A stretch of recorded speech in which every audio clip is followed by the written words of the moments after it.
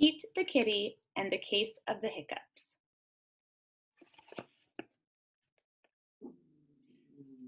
Hiccup! Oh no, Pete has the hiccups. Hiccup, hiccup. Do you know how to stop the hiccups? Pete asked Grumpy Toad, "How do I stop my hiccups?" "I know," said Grumpy Toad. "You stand on one foot." Pete stands on one foot. Hiccup!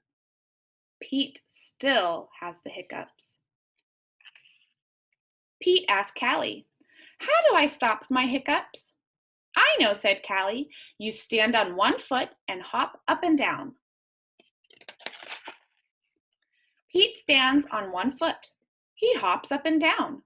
Hiccup, hiccup. Pete still has the hiccups. Pete asked Gus, "How do I stop my hiccups?" "I know," says Gus.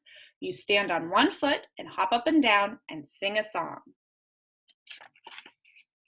Pete stands on one foot. He hops up and down. He sings a song. Hiccup, hiccup, hiccup. Pete still has the hiccups.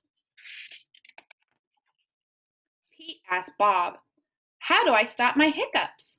"I know," says Bob. "You stand on one foot and hop up and down and sing a song and rub your belly," says Bob. Pete does it.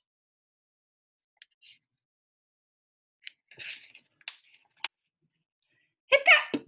Nothing is working. Pete still has the hiccups. "Go ask Mom," says Bob. Pete asks Mom, "How do I stop my hiccups?" "I know," says Mom.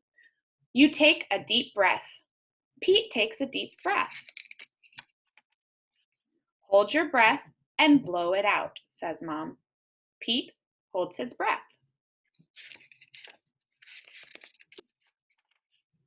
Pete blows his breath out.